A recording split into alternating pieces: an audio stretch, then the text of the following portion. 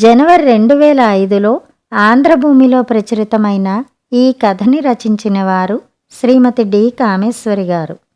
మూడుముళ్ల బంధం. నాన్న, ఈసారి అమ్మని నాతో తీసుకెళ్లాలనుకుంటున్నాను. కొన్నాళ్లుండి వస్తుంది అన్నాడు అమెరికా కొడుకు. ఏ, నేను చచ్చాననా అమ్మని తీసుకెళ్ళడం? దురుసుగా అన్నాడు తండ్రి. కొడుకు నుదురు చిట్లించి నాన్న హెచ్చరిస్తున్నట్టు కాస్త గట్టిగానే అన్నాడు. అమ్మకు కొన్నాళ్లు మార్పు కావాలనుకుంటోంది. నాతో వస్తానంది. తీసుకెడుతున్నాను. కొన్నాళ్లుండి వస్తుంది. మరో మాట అనే వీలు లేకుండా తన నిర్ణయం చెప్పాడు. కొన్నాళ్లేం కర్మ, శాశ్వతంగా ఉంచుకో. నాకేం పర్వాలేదు. నా గురించి ఎవరికీ బెంగక్కర్లేదు. నా సంగతి నేను చూసుకోగలను. ఉక్రోషం, అసహనం ధ్వనించింది ఆ గొంతులో. పక్కనుంచి వింటున్న రాజేశ్వరి ఏదో చెప్పడానికి నోరు తెరవబోయింది. కొడుకు చాలే ఊరుకో అని సౌంజ్ఞ చేశాడు. అమ్మ మీకోసం వంట మనిషిని మాట్లాడింది. మీకేం కావాలో ఎలా చెయ్యాలో అన్నీ చెప్పింది. మీకేం ఇబ్బంది ఉండదు. ఇంట్లోనే ఉంటుందావిడ. అయ్యో పాపం, నా గురించి అంత యావక్కర్లేదు. నా సంగతి నేను చూసుకోగలను. ఎవరికెక్కడికి వెళ్లాలంటే వెళ్ళి అక్కడ ఉండొచ్చు. మొహం ఎర్రపరుచుకుని ఉక్రోషంగా అంటూ లేచి వెళ్ళిపోయారు విశ్వనాథం గారు. రాజేశ్వరి కలవరంగా కొడుకు మొహం వైపు చూసింది. ఊరుకో అమ్మా, నీవేం పట్టించుకోక ఆయన మాటలు. ఆయన సంగతి మనకి తెలియదా? నీవు మాట్లాడక ఊరుకో, నేను చూసుకుంటాను అని అభయం ఇచ్చాడు నరేష్. నిన్న సాయంత్రం తండ్రి వాక్కి వెళ్ళినప్పుడు తల్లి వచ్చి ఏదో చెప్పాలనుకుంటూ సందిగ్ధపడ్డం చూసి ఏమిటమ్మా అన్నాడు నరేష్. నాని, ఈసారి నన్ను నీతో తీసుకెడతావా? కొన్నాళ్లుండి రావాలని ఉంది నీ దగ్గర. నరేష్ ఆశ్చర్యంగా చూశాడు. తల్లి తనంతట తనతో వస్తాననడం ఆశ్చర్యంతో పాటు ఆనందం కలిగించింది. గత 10 ఏళ్లుగా ఎన్నిసార్లు పిలిచినా అక్కడ మాకు తోచదురా బాబూ. ఆ చలి అది పడదు. ఏదో ఓసారి వచ్చాం. 4 ఊర్లు తిరిగాం. నీ ఇల్లు వాకిలి సంసారం చూశాం కదా. ఆ ప్రయాణం అది ఇంక చేసే ఓపిక లేదురా. నేనెలా ఉన్నా మీ నాన్న అసలు రారురా ఇంకా. కిందటిసారే చూసావుగా, ఉన్న 4 నెలలు ఎంత సణిగారో అని రావడానికి ఇష్టపడిన తల్లి తనంతట తను అడిగిందంటే, ఏంటమ్మా నిజంగానే అంటున్నావా? నాన్న వస్తానన్నారా? అనుమానంగా అడిగాడు. మీ నాన్న కాదురా, నీ ఒక్కరితిని రావాలనుకుంటున్నాను అని కాస్త ఆగి తల దించుకుని, నాకిక్కడి నుంచి 2-3 నెలలు దూరంగా వెళ్ళిపోయి ప్రశాంతంగా బతకాలనిపిస్తుందిరా. ఈయంతో పడలేకపోతున్నారా? ఆవిడ గొంతు రుద్ధమయి కళ్ళు తడి అయ్యాయి. వయస్సుతో పాటు కాల్చుకు తినడం మరీ ఎక్కువైపోయింది నాని. అనని మాట అనే మాట లేదు. నోటికెంత వస్తే అంత అందరి ముందు అనడం. ప్రతి దానికి విసుగు, కసుర్లు. ఊ అంటే కోపం, ఆ అంటే తిట్లు. పడలేకపోతున్నారా? ఈ కొంపలో ఉండలేకపోతున్నాన్రా కళ్ళు తుడుచుకుంటూ అంది రాజేశ్వరమ్మ. తండ్రి సంగతి తెలిసిన కొడుకు తల్లిని ఏమని చెప్పి ఓదార్చాలో తెలియలేదు. నాకు 70 ఏళ్ళు వస్తున్నాయి. నేను మనిషినని, నాకు అవమానం అభిమానం ఉంటుందని ఆయన ఎప్పటికీ గ్రహించరు. కట్టుకున్న దానిమీద అభిమానం గౌరవం అనేది ఆయనలో ఏ కోసాన కనబడదు. భార్య అంటే చాకిరీ చేస్తూ తన కాలి కింద పడుండి ఏమన్నా పడుండాలనే ఆ మనస్తత్వం నే చచ్చినా మారదు.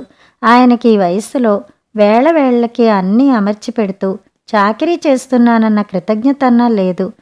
ఆయనకి వచ్చినట్టే నాకు వయసు పైపడుతోందన్న ఆలోచన ఆయనకి లేదు. ఏ కాస్త చిన్న తప్పు జరిగినా విరుచుకుపడి నానా మాటలు అనడం. ఊరుకుంటే మొద్దులా జవాబివ్వమే అని తిట్లు. జవాబిస్తే ఏ నోరు లేస్తుంది అని ఎగరడం. ఏం బతుకునాయనా ఇది. ఆయనకి నే లేని లోటు, నా విలువ తెలియాలంటే ఆయన్ని విడిచి కొన్నాళ్లు దూరంగా ఉండాలని నిర్ణయించుకున్నాను. తల్లి ఆవేదన అర్థం చేసుకున్నాడు నరేష్. అమ్మా, నీకు చాలాసార్లు ఇదివరకే చెప్పాను. మరీ అంతలా పడి ఉండొద్దు. ఏదన్నా అన్నప్పుడు జవాబిస్తూ ఉండమని. నీవలా ఊరుకోబట్టే ఆయన నిన్ను లోకు కట్టారు. మాటకి మాట అంటే అనే ముందు కాస్త జంకుతారని చెప్పాను నీకు. నీ వయసుకైనా గౌరవం ఇవ్వకుండా అలా అనడం నీవు సహించడం వల్లే. బాధగా కోపంగా అన్నాడు. నోరు మూసుకుంటుంటేనే ఇలా అనే మనిషి జవాబిస్తే సహిస్తారా? ఎందుకీ గోలా రొస్టు అని నా పని నేను చేసుకుని ఉంటున్నా. ఈ వయసులో గొడవలేమిటి?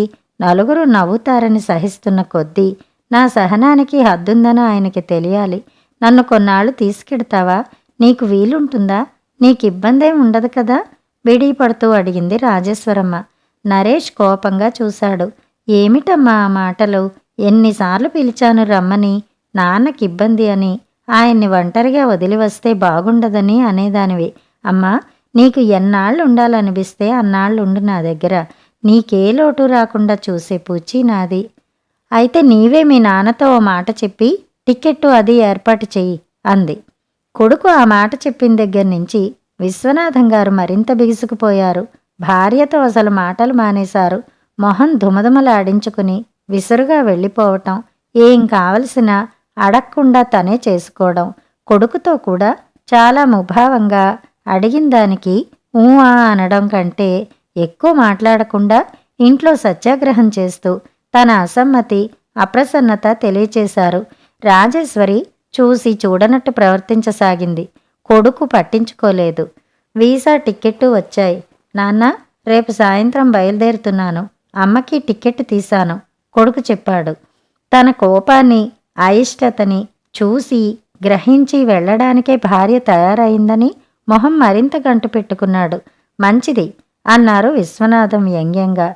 వంటావిడ వచ్చారు. అన్నీ మన పద్ధతులు. మీ భోజన వేళలన్నీ చెప్పింది. మీకెలా కావలిస్తే అలా చేస్తుంది చెబితే. పని మనిషి ఉండనే ఉంది. మీకేం ఇబ్బంది ఉండదు. కొడుకు మాట పూర్తి కాకుండానే నాకేం ఇబ్బంది? ఎవరన్నారు ఇబ్బందని? ఈవిడ లేకపోతే గడవదనుకుంటుంది. కోడిపెట్ట ముసలమ్మ కథ మాదిరి వెళ్ళి శాశ్వతంగా అక్కడే ఉండొచ్చు నేను చచ్చాననుకుని. ఆఖరస్త్రం వదిలారు. అంత మాట అన్నాక భార్య ఆగిపోతుందన్న ఆయన మనస్సులో ఆశ. మన్నాడు భార్య సామాన్లన్నీ సర్దుకుంటూ పచ్చళ్ళు పొళ్ళు చేస్తూ బజార్ నుంచి మిఠాయిలు అన్నీ తెప్పించడం చూశాక చిన్న పిల్లాడిలా ఉక్రోషపడిపోయారు. దీనికెంత ధైర్యం! తాను లేకుండా తన్ని ఒంటరిగా ఈ వయస్సులో వదిలి వెళ్లడమా? ఎంత పొగరు! కొడుకుని చూసి తైతక్కలాడుతోంది. వెళ్ళని దీని పని చెబుతా. ఇల్లు ఆస్తి గీస్తి ఏం రాయకుండా బుర్ర గొరిగించి కూర్చోబెడతాను. అప్పుడు తెలుస్తుంది ఏ కొడుకు ఎన్నాళ్ళు ఆదుకుంటాడో చూద్దాం. మనసు కళ్ళు తాగిన కోతిలా గంతులు వేసింది. బాబుగారు, టిఫిన్ పెట్టాను వంటావిడి సీతమ్మ వినయంగా అంది. మీరు పిలవక్కర్లేదు. టైం అయితే నేనే వస్తా. చదువుతున్న పేపరు వంచి తలెత్తి ముఖం చిట్లించి అన్నారాయన. వంటావిడ ముఖం చిన్నబుచ్చుకుని లోపలికి వెళ్ళిపోయింది. రాజేశ్వరి వెళ్ళి పట్టుమని 24 గంటలు గడవలేదు కాని ఇంట్లో ఏదో వెలితి, శూన్యం. ఆ శూన్యం ఆయన మనస్సులో ఏర్పడింది. ఏదో చాలా నిబ్బరంగా, గంభీరంగా పైకి ఉన్నా నిన్నట్నుంచే ఆయన మనసులో లేదు. రాజేశ్వరి వెళుతూ లాంఛనంగా ఏదో చెప్పాలని చెప్పినట్టు వెళ్తున్నాను జాగ్రత్త అని మాత్రం అంది. ఆయన ముఖం పక్కకి తిప్పుకున్నాడు. కనీసం గేటు వరకైనా సాగనంపడానికి వెళ్లకుండా వీధి వసారాలో పడక కుర్చీకి అంటుకుపోయి కూర్చున్నారు. నాన్న, ఫోన్ చేస్తుంటాను జాగ్రత్త అన్నాడు కొడుకు. దానికి జవాబు లేదు. ఆవిడ వెళ్ళాక ఒంటరిగా తల్లి వదిలి వెళ్ళిపోతే చిన్నపిల్లాడు ఉక్రోషపడినట్టు రాత్రంతా మనస్సులో మదనపడ్డారాయన. ఏమిటివి ఇడ్డెన్లా, ఇటికరాళ్లా ఇంత గట్టిగా ఉన్నాయేమిటి? సీతమ్మ గతుక్కుమని అమ్మగారు చెప్పిన విధంగానే చేశానండి వినయంగా అంది.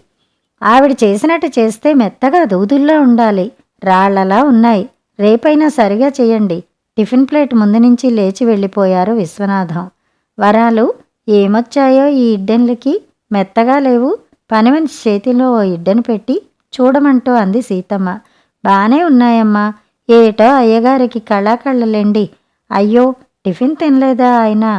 ఏమో, బావులేవేమో. నాకు వంటలు తప్ప టిఫిన్లు చేయటం అలవాట్లేదు. అంచేత సరిగా రాలేదేమో. పెళ్ళిళ్ళు, శుభకార్యాల పెద్ద వంటల అలవాటు తప్ప ఇళ్లలో అలవాట్లేని ఆవిడికి నిజానికి టిఫిన్లు చేయటం రాదు. అమ్మగారు చెప్పినట్టే రుబ్బి నూక కలిపాను మరి. స్వగతంలా అనుకుంది. ఏమిటండి ఇది, పులుసేనా? ఇంత చిక్కగా గంజిలా ఉంది. బెల్లం పడనే లేదు. చారేమిటి ఇంత పుల్లగా? పులుసులా ఉంది. ఈ కూర నీళ్లోడుతోంది. వంట రాదా మీకు? ఇదివరకు ఎక్కడా చెయ్యలేదా? వంట ఇలా తగలేశారు. పొదుట టిఫిన్లా చేశారు. మొహం చిట్లించి దురుసుగా అన్నాడాయన. సీతమ్మ తెల్లబోయింది. వంట రాదా అంటుంటే ఆవిడకేం జవాబు ఇవ్వాలో తెలియలేదు. 35 ఏళ్లుగా ఇంచుమించు రోజూ చేసే వంట చక్కగా గుమ్మడికాయ ముక్కలు, ములక్కాడలు, దుంపలు వేసి పులుసు పెడితే అలా అంటారేమిటి? గుమ్మడికాయ పులుసు సీతమ్మగారే పెట్టాలంటారు తిన్నవాళ్ళు. పెద్ద వంటలు అలవాటై కాస్త కాస్త వండడం వల్ల పడాల్సినవి సరిగా పడలేదా ఏమిటి చెప్పమా? మదనపడింది. తీరా భోజనానికి కూర్చుని రుచులు చూస్తే అన్నీ సరిగానే ఉన్నాయనిపించి ఇంకెవరితో చెప్పుకోవాలో తెలియక పని మనిషితో చెప్పుకుంది. అమ్మగారు వెళ్ళిన కోపం మీ మీద చూపిస్తున్నాడయ్యా. వరాలు నవ్వి అంది. గత 10 ఏళ్లుగా పనిచేస్తున్న వరాలకి ఇంట్లో అయ్యగారి సంగతి బాగానే తెలుసు. అమ్మగారు ఒంటరిగా వదిలి వెళ్ళిపోనారని అయ్యకి బాధ. ఈరోజు వంట సరిగా లేదని కాదు, అమ్మ ఎంత బాగా వండినా ఏదో వంకలు పెట్టడం ఆయనకి అలవాటు. తేలిగ్గా తేల్చేసింది. అంతేనంటావా? అమ్మ బాబోయ్, ఇలా అయితే ఇలా వంకలు పెడితే ఎలా చేస్తా అంది సీతమ్మ. వరాలు లోపల నుంచి కేక. ఏటయ్యగారు? ఏమిటి ఆరిన బట్టలన్నీ కుప్పలా పడేశావు మంచం మీద? మడత పెట్టాలని తెలీదా? మడత పెట్టి స్టాండ్ మీద పెట్టు ఆర్డర్ వేశారు. నేనెప్పుడూ పెట్టలా, అమ్మగారు మడతెట్టుకునేవారు. అంటే మీ అమ్మగారు లేకపోతే బట్టలు అలా పడేస్తే నే మడతలు పెట్టుకోవాలా? హూంకరించారు. వరాలకి అమ్మగారు మడత పెట్టమని చెప్పలేదు. ఆవిడ హడావిడిలో మర్చిపోయిందేమో. నెమ్మదిగా కింద కూర్చొని మడతలు పెట్టింది. ఏమిటే లాల్చి అలా మడత పెడుతున్నావు? మళ్ళీ తొడుక్కోవాలా వద్దా? అలా అడ్డంగా ఏమిటి? నిలువు మడత పెట్టు. వరాలు అయోమయంగా చూసింది. పో అవతలికి, బట్టలు మడత పెట్టడం చేత కాదు, ఆడదానివి కాదు. వరాల్ని పొమ్మని 4 బట్టలు అరగంట కూర్చుని విప్పి మడిచి మడతలు పెట్టుకున్నారాయన. పెళ్లికి ముందు తల్లి, పెళ్ళయ్యాక భార్య, చాకిరీ చేయటం అలవాటైన ఆయన మంచినీళ్లు కూడా బిందె వంచి ముంచుకుని ఏనాడూ తాగలేదు. తాగిన గ్లాస్ అలా కింద పెట్టడం తప్ప ఏనాడూ తీయలేదు. బట్టలు రెడీగా, పక్క రెడీగా, భోజనం, టిఫిను ప్రతిదీ వేళవేళకి అమర్చిపెట్టే భార్య. మొగుడంటే చేయించుకునే తప్ప చేసే జాతి కాదని ఆయన విశ్వాసం. అది ఆ ఇంట్లో ఆయనకొచ్చిన సంస్కారం. తల్లి ఏనాడు వంటింటి గడప దాటని మహా ఇల్లాలుగా బతికింది. ఆవిడ ఆయనకు ఆదర్శం. దానికి తోడు తండ్రి పెళ్లి కాంగానే చేసిన నీతిబోధ. ఒరే నాని, ఈ ఆడవాళ్ళున్నారు చూసావు, వెంట్రుక వాసంత దారి ఇచ్చావో ఆ వెంట్రుక పట్టుకుని తల మీదకెక్కి నిన్ను ఆడిద్దామనుకుంటారు. అలాంటి పొరపాటు చేయకు సుమా. ఎక్కడుంచాల్సిన వాళ్ళని అక్కడ ఉంచితేనే మనకి లొంగుతారు అన్నాడాయన. కోడలు కాపరానికి వచ్చిన 3వ రోజు కొత్త పెళ్ళాం నూతిలోంచి నీళ్లు తోడుతుంటే ఆమె చేతిలో బాల్చీ తీసుకుని నీళ్లు తోడి గాబు నింపిన కొడుకుని చూసి, పాపం కొత్త మోజు, పిచ్చి సన్నాసిని, ఇలా వదిలేస్తే రేపటినుంచి నీళ్లే తోడిస్తుందో వాకిళ్లే తొడిపిస్తుందో, ఆడంగి విధవలా వీడా పనులు చేసి వంశగౌరవం మంట కలిపేస్తాడేమోననిపించి కొడుక్కి హితబోధ చేశాడు.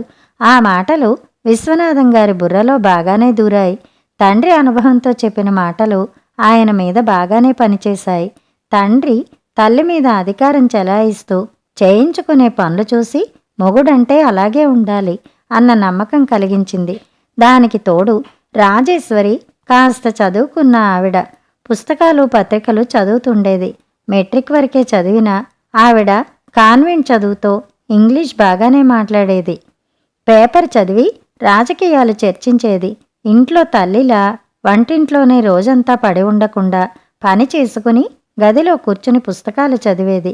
నాజూగ్గా చీర కట్టి వళ్ళు ఇల్లు పొందికగా సర్దడం. ఆవిడ ప్రతి పనిలో, చేతలో, మాటలో ఆధునికత కనిపించేది. తనతో మాట్లాడినప్పుడు తల్లిలా భర్త అంటే భయపడకుండా తన మనసులో భావాలు స్వేచ్ఛగా, చనువుగా వ్యక్తీకరించడం, తనకి నచ్చినది వాదన చేసి తప్పొప్పులు చర్చించి ఒప్పించాలని ప్రయత్నించే ధోరణి అది చూసి ఈమెకి కాస్త ఆలోచిస్తే తర్వాత తన్ని లెక్క చెయ్యదు. తండ్రి చెప్పింది నిజం, మొక్కగానే వంచాలని నిర్ణయం తీసుకుని రాజేశ్వర్ని అదుపాజ్ఞలో ఉంచడం ఆరంభించారు విశ్వనాథం. ఆవిడ చెప్పిన దానికి ఒప్పుకోకుండా తనన్నదే రైట్ అనడం, ఇంట్లో మగాడిదే పెత్తనం, ఆడది వంటింటి వరకే పరిమితం అన్న విషయాలు ఆవిడికి వంట పట్టించేందుకు కాస్త ఇబ్బందే అయింది. అయిన దానికి కానిదానికి కయ్యానికి కాలు దువ్వినట్టు ఎందుకు మాట్లాడి అలా కసిరి అథారిటీ చేసి చెప్పడం ఎందుకు సౌమ్యంగా చెప్పరాదా అని బాధపడేది. ఆ మాటే అంటే నోరు మూసుకో, నీ అతి తెలివి చూపించకు అని అనవసరంగా కోప్పడే భర్త తత్వం అర్థం కాలేదావిడికి. వాదిస్తే మరింత కోపం తెచ్చుకుని రోజుల తరబడి మాట్లాడకపోవడం, చిన్న పొరపాటు జరిగినా అందరి ముందు అవమానపరచడం. కొన్నాళ్ళు అలా జరిగినా భర్తని మార్చుకోలేక, అందరిలో చిన్నపోవటం ఇష్టం లేక ఆమె ముభావంగా తన పని తను చూసుకునేది. ఉద్యోగం వచ్చి వేరింటి కాపురం వచ్చినా భర్తలో మార్పు లేకపోవడంతో అతని మనస్తత్వం అంతే అని సరిపెట్టుకుని బతకడం నేర్చుకుంది. భార్యగా తన కర్తవ్యం నిర్వర్తించడం తప్ప వారిద్దరి మధ్య సయోధ్యత, సామరస్యం, అనురాగం లోపించాయి. ఆ కాపురంలో పిల్లలు పుట్టారు, పెరిగారు. చదువులు పెళ్ళిళ్ళు అయి వెళ్ళి వాళ్ళిద్దరూ ఒంటరిగా మిగిలిన మనస్సులో మాట స్వేచ్ఛగా ఏనాడూ చెప్పుకోలేక ఒంటరితనం అనుభవించింది. తన పని, తన పుస్తకాలు, తన పూజ, మొక్కలు అలవాటు చేసుకుందావిడ. ఈ విధంగా విశ్వనాథం గారు భార్యని తన చెప్పు చేతల్లో ఉంచుకుని సాధించాననుకున్నారు తప్ప కాపురంలో తను కోల్పోయిందేమిటో ఆయన గ్రహించుకోలేదు. వయసు మీద పడి ఉద్యోగంలో రిటైర్ అయ్యి ఇంట్లో కూర్చోవడం ఆరంభించాక ఆయన చిరాకులు, సాధింపులు, కసుర్లు మరింత ఎక్కువై రాజేశ్వరికి భరించలేనంత నైరాస్యం, ఓ రకమైన విరక్తి, భర్తంటే ద్వేషం మరింత పెరిగి ఆ పరిసరాల నుంచి, ఆ వాతావరణం నుంచి కొన్నాళ్ళు దూరంగా వెళ్ళి ప్రశాంతంగా తను జీవించాలి, భర్తకు తనంటే ఏమిటో, తను లేని లోటు ఎలా ఉంటుందో తెలియచేయాలన్న పంతం వచ్చింది. అడుగడుగునా అన్నీ అమరుస్తుంటే ఆయనకి తెలియటం లేదు. దూరం వెళితే విలువ తెలిసొస్తుంది అని కొడుకుతో ప్రయాణం పెట్టుకుంది. వరాలు, అమ్మబాబోయ్, ఏనికి వండి పెట్టడం నా వల్ల కాదే తల్లి. ఏం చేసినా, ఎలా చేసినా వంక పెట్టకుండా తినడాయన. ప్రతిదానికి బర్రు బుర్రు కసురుకుంటూ మాట్లాడతారేమిటి? ఏదో ఓ నెల 2 నెలల పాటు విశ్రాంతిగా ఒక్క మనిషి కదా, కాస్త ఉడకేసి పడేసి హాయిగా ఉందామనుకున్నాను గాని ఇదేం మనిషి బాబు, ఏమిటలా కసురుకుంటాడు ప్రతిదానికి? పెళ్ళాం అనుకుంటాడా? పెరట్లో అంట్లు తోముతున్న వరాల దగ్గర మొరపెట్టుకుంది సీతమ్మగారు. రాజేశ్వరి వెళ్ళి పట్టుమని 10 రోజులు కాలేదు కాని 10 రోజుల్లోనే ఆయన తత్వం అర్థం అయ్యి ఆయన మాట తీరు, ప్రవర్తన నచ్చక చిన్నపుచ్చుకుందావిడ. నా వంటకి వంకలు పెడతాడేమిటి? ఎన్ని శుభకార్యాలకి, పెళ్ళిళ్ళకి వండిన దాన్ని రోజుకి 200 సంపాదించుకుంటాను. ఈయనేమనుకుంటున్నారో నా గురించి? ఏదంటే అది పడి ఉంటాననుకుంటున్నారేమో ఉక్రోషంగా అంది. అయ్యా అంతేనమ్మా, పాపం అమ్మగారు నోరు మూసుకుపడి ఉంటుంది గనక ఈయనగారి ఆటలు సాగుతాయి. కాస్త నోరున్న ఆడదైతే ఇంట్లో ప్రతిరోజు అగ్గి రాజేయకుండా అగ్గి రాజుకునేది. అమ్మ వెళ్ళాక అయ్యకి తెలిసొస్తుంది. అమ్మ వంట బాగుందని, అమ్మ టిఫిన్ బాగుందని, అమ్మ ఉంటే ఇల్లు శుభ్రంగా ఉండేదని. నన్ను సతాయిస్తున్నాడు గదా, ఈ కుర్చీలాగావు, ఆ మూల తొడవలేదు, బట్టలు తీసి బాగాలేదు అంటూ సాధిస్తున్నాడుగా. పాపం ఆవిడ ఓ 2 నెలలు ఆయన కనిపెట్టుకుని వండి పెట్టాలంటూ ఎక్కువ జీతం ఇస్తానంటే కాదనలేక వచ్చాను. ఇలా సాధిస్తే పోతా నేను. గతి లేక పడాల్సిన కర్మ నాకేం లేదు కోపంగా అంది సీతమ్మ. అమెరికాలో కొడుకింటికి వచ్చాక నిజంగా రాజేశ్వరికి శారీరకంగా, మానసికంగా మంచి విశ్రాంతి దొరికినట్టు చాలా హాయిగా, ఆనందంగా ఉంది. మనవళ్లతో మాట్లాడుతూ, వాళ్లతో గేమ్స్ ఆడుతూ, కథలు చెబుతూ, ఏ బరువు బాధ్యతలు లేకుండా నిశ్చింతగా ఉండడం ఎంతో నచ్చింది. కొడుకు కాపరం చూస్తుంటే భార్యాభర్తలంటే ఇలా ఉండాలి, ఇది అన్యోన్యత, ఇది సంసారం అంటే అనిపించింది. ఇద్దరూ ఉద్యోగస్తులు, ఇద్దరూ చెరో పని చకచకా చేసుకుంటారు. కొడుకు పిల్లల బట్టలు ఇస్త్రీ చేసి వాళ్ల బూట్లు తుడిచి పిల్లల్ని రెడీ చేస్తాడు. పక్కలు దులిపి వేసేస్తాడు పొద్దుటే. కోడలు ఫలహారం, వంట పని చూస్తుంటే మిగతా పనులు అతను చూసుకుంటాడు. ఏ చిన్న పొరపాటు చేసినా భార్యకి సారీ, వెరీ సారీ అంటుంటాడు. థ్యాంక్సులు సరే సరి. కోడలు వినోదినే అంతే. ఏదన్నా మర్చిపోతే అయ్యో సారీ అంటుంది. ఫర్గెట్ ఇట్, ఓకే అంటాడు తేలిగ్గా కొడుకు. చేయలేదే, మర్చిపోయావు, నా మాట లెక్కలేదు అంటూ దెప్పిళ్ళు, సాధింపులు వారి మధ్య లేవు. డిన్నర్ టేబుల్ దగ్గర నలుగురు సరదాగా ఆఫీస్ కబుర్లు, స్కూల్ కబుర్లు, స్నేహితుల గురించి చెప్పుకుంటారు. పిల్లల్ని కసరడం, తిట్టడం, కోప్పడ్డం లాంటివి లేవు. ప్రేమగా నచ్చచెప్తారు. అలా అని తండ్రి తల్లి అంటే వాళ్ళకి ఎంత భక్తి, భయం, అంటే ఆగుతారు. వంటల లోటుపాట్లు వచ్చినా కొడుకు ఎంత సున్నితంగా, హాస్యంగా ఎత్తి చూపుతాడు. అయ్యో అంటుంది ఆ అమ్మాయి నవ్వుతూ. ఒక్క పూట వంటలో ఉప్పో కారమో ఎక్కువైతే కావాలని చేసినట్టు, నేరం చేసినట్టు దుయ్యబట్టే భర్తతో పోల్చుకోకుండా ఉండలేకపోయేది. 50 ఏళ్ల సంసారం ఎప్పుడైనా ఇలాంటి చక్కని అనుభూతులు మిగిల్చిందా? ఇలా ఆప్యాయంగా దగ్గర కూర్చుని కబుర్లాడుకున్నారా తము? ఒకరి అనుభవాలు ఒకరు చెప్పుకున్నారా? ఒకరి భావాలు ఒకరు పంచుకున్నారా? ఒకరి ఇష్టాలు ఒకరు తెలుసుకున్నారా? ఎంతసేపు వన్ వే ట్రాఫిక్ లాగా ఆయన మాట, ఆయన పంతం, ఆయన ఇష్టాలు తప్ప, భార్యగా ఆ ఇంట్లో సర్దుకు బతకడం తప్ప ఇలాంటి ఇచ్చిపుచ్చుకునే ఆనందం తన సంసారంలో ఏ రోజూ దొరకలేదు. అన్యోన్యత, అనురాగం అన్న పదాలకి అర్థాలే తెలియకుండా 50 ఏళ్లు సంసారం చేసింది. అన్నింటికి మాదిరి దీనికి పెట్టి పుట్టాలేమో. అన్నిటిని మించిన సంపద భార్యాభర్తల మధ్య అన్యోన్యత అన్నది వీళ్ళ సంసారం చూశాకే తెలుస్తోంది. పోని కోడలు అదృష్టవంతురాలు, కొడుక్కి తండ్రి వారసత్వం అబ్బలేదు, నయమే అనుకుంది.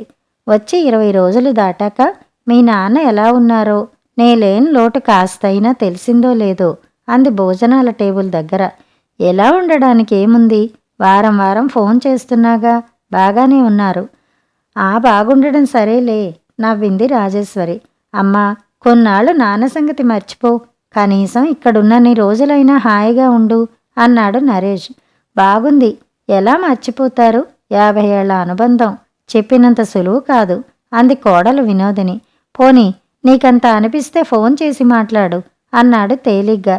వద్దు ఊరికే అన్నా.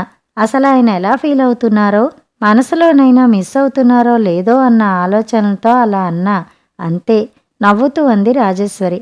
మన ఇండియన్స్ ఈ సెంటిమెంట్లు, ఈ బలహీనతలే పెళ్ళిళ్ళని నిలబెడుతున్నాయనుకుంటాను. ఓ విధంగా చూస్తే మైనస్ పాయింటు, మరో విధంగా ప్లస్ పాయింటు.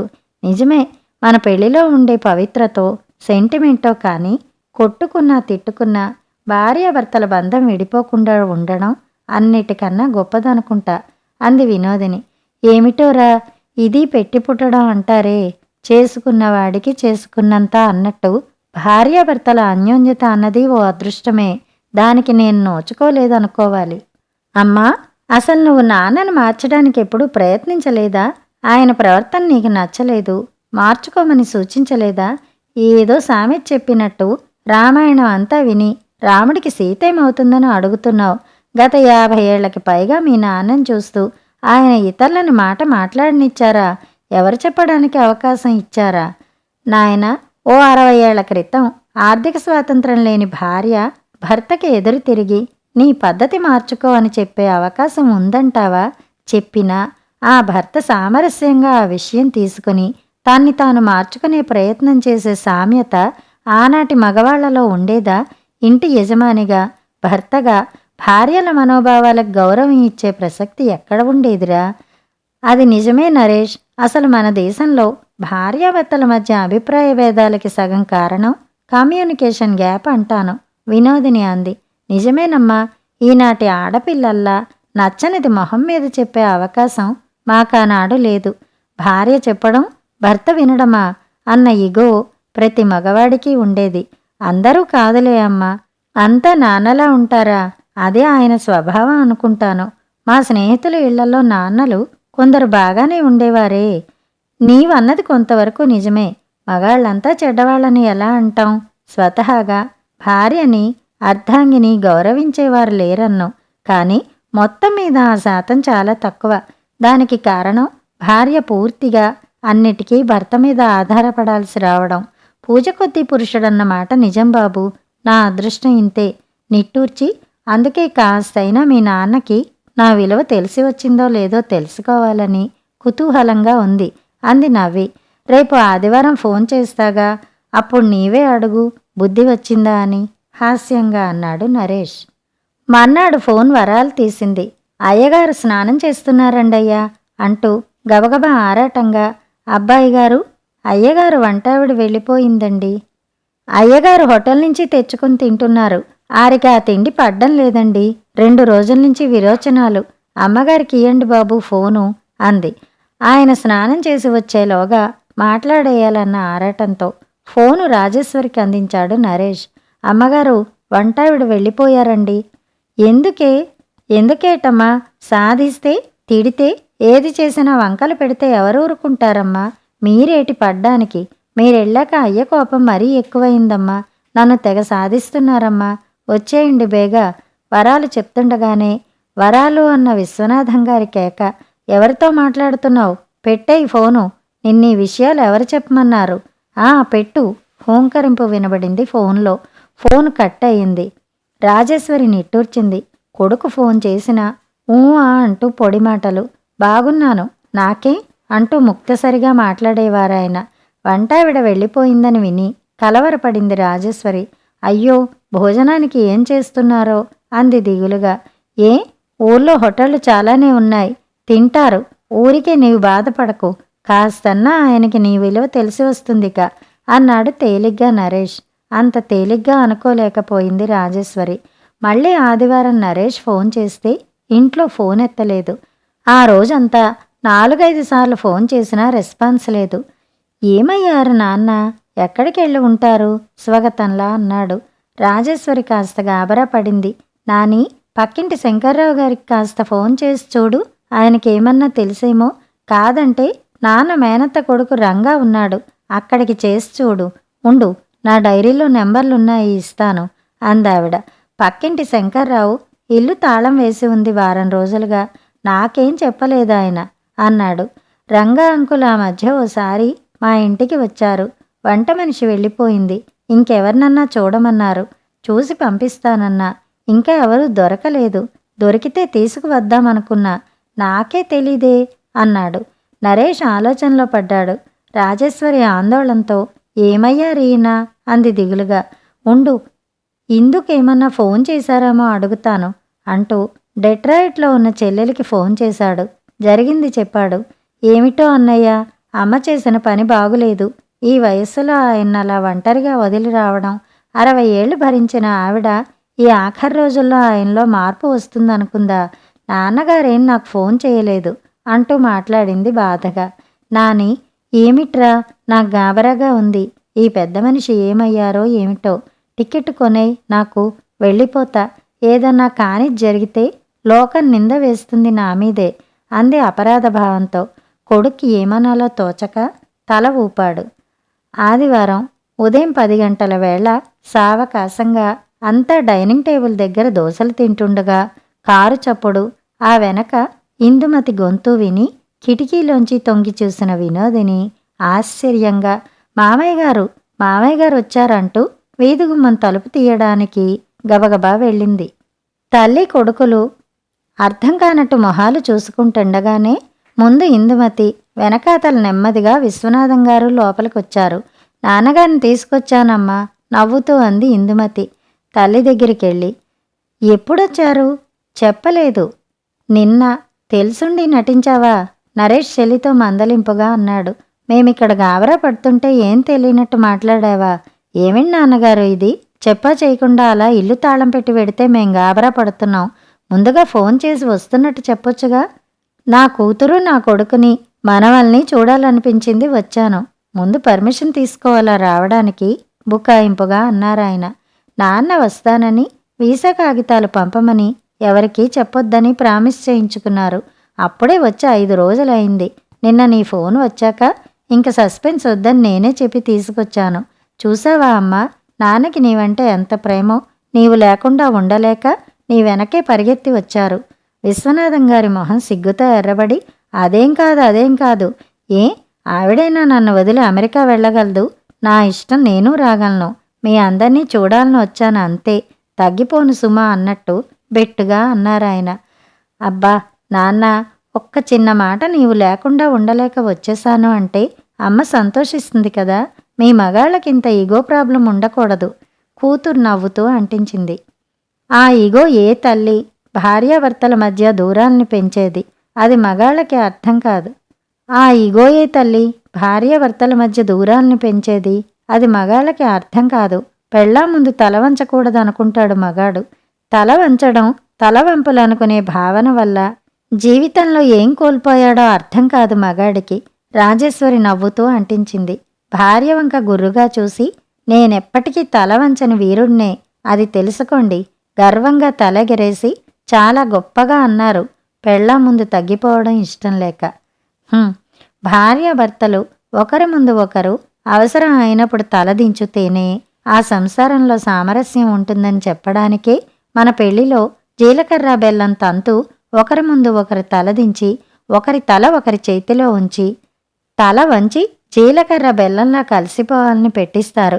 దానిలో పరమార్థం అదే అనేది అర్థం చేసుకుంటే తెలివైన మగాడు భార్య ముందు అవసరం అయినప్పుడు లొంగిపోవడంలో సుఖం, ఆనందం ఉందని గుర్తిస్తాడు. సప్తపదిలో భార్య కాలివేళ్లు పట్టుకుని మట్టెలు తొడిగించడంలోని పరమార్థం అదే. సంసారంలో అన్యోన్యత ఉండాలంటే అవసరమైనప్పుడు భార్య కాళ్ళు పట్టుకోవడానికి పురుషుడు సిగ్గుపడాల్సిన అవసరం లేదు అని చెప్పడానికే పబ్లిక్గా అందరి ముందు కాలికి మట్టెలు తొడిగిస్తారనిపిస్తుంది. అబ్బో, మీ అమ్మకి పడమటిగాలి బాగా వంట పట్టినట్టుంది. నెల రోజులకే మాటలు జోరుగా వస్తున్నాయి నోట్లోంచి. పెళ్లిళ్ల గురించి రీసెర్చ్ చేసినట్టు మాట్లాడుతోంది హేళనగా, వ్యంగ్యంగా అన్నారు విశ్వనాథం. అవును, ఇన్నాళ్ళు నోరిప్పకపోవడమే నే చేసిన తప్పని ఇక్కడికి ఈసారి వచ్చాకే బాగా అర్థం అయింది. ఆడది నోరిప్పితే తిరుగుబాటు ధోరణిలాగే కనిపిస్తుంది ఇలాంటి మగాళ్ళకి. రాజేశ్వరి నవ్వుతూనే అంటించింది. డాడీ, వాటెవర్ యూసే, అమ్మ చెప్పింది కరెక్ట్ అని మీరు ఒప్పుకుని తీరాలి ఇప్పటికైనా. బెటర్ లేట్ దెన్ ఎవర్ అన్నాడు కొడుకు నవ్వుతూ. అన్నయ్య, నాన్నగారిలా అమ్మని వదల్లేక వెనకాల వచ్చారంటేనే అర్థం కావటం లేదా? నాన్న అమ్మ లేకుండా ఉండలేరని ఇందుమతి నవ్వుతూ హాస్యం ఆడింది. విశ్వనాథం గారి మొహం సిగ్గు వల్ల, అవమానం వల్ల ఎర్రబడింది.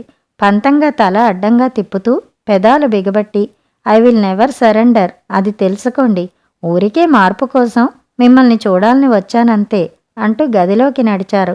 ఆయన మొహం చూస్తూ రాజేశ్వరి నవ్వుకుని, 7 సార్లేండి, మొహంలో కళ్ళు పళ్ళు వెళ్ళుకు వచ్చాయి 4 రోజులకే, బుకాయించకండి అని చెవి మెలేసి అనాలనిపించింది.